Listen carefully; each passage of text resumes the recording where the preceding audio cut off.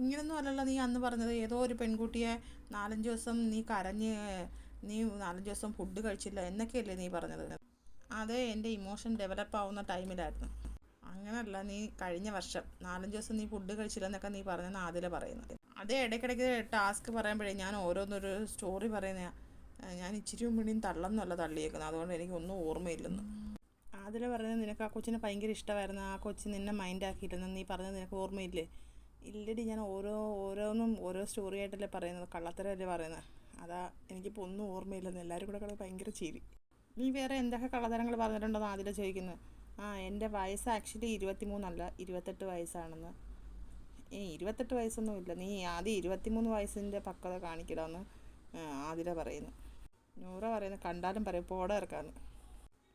ആര്യം പറയുന്നത് സീരിയസ്ലി പറഞ്ഞ ഞാൻ. ലക്ഷ്മിക്ക് അറിയാമായിരുന്നു എൻ്റെ റിയൽ വയസ്സ്, പക്ഷേ ലക്ഷ്മി പോയല്ലോ എന്ന് പറയുന്നത്. അപ്പം നൂറ പറയുന്നത് നിൻ്റെ മദർ പ്രോമിസ്.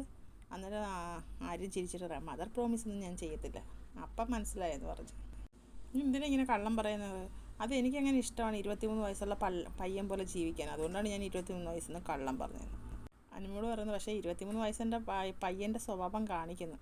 അതുകൊണ്ടാണ് ഞാൻ പറഞ്ഞത് 23 വയസ്സേ ഉള്ളെന്ന് എനിക്ക്. അതിൽ ചോദിക്കുന്നത് അപ്പോൾ ചേട്ടന് എത്ര വയസ്സുണ്ടെന്ന് ചോദിക്കുമ്പോൾ പറയും ചേട്ടന് 31. അതും കള്ളത്തരം, എല്ലാം ഊടായിപ്പാന്ന് നൂറ പറയുന്നു. നിങ്ങളടുത്ത് പറഞ്ഞാൽ നിങ്ങൾ വിശ്വസിക്കത്തില്ല, പുറത്തുള്ളവരൊക്കെ എന്നെ ചേട്ടാന്ന് വിളിക്കുമ്പോൾ നിങ്ങൾക്ക് മനസ്സിലായിക്കോളും. അപ്പം അതിൽ പറയുന്നത് പിന്നെ നിന്നെ പുറത്തുള്ളൊരു ചേട്ടാന്ന് വിളിക്കുന്നു.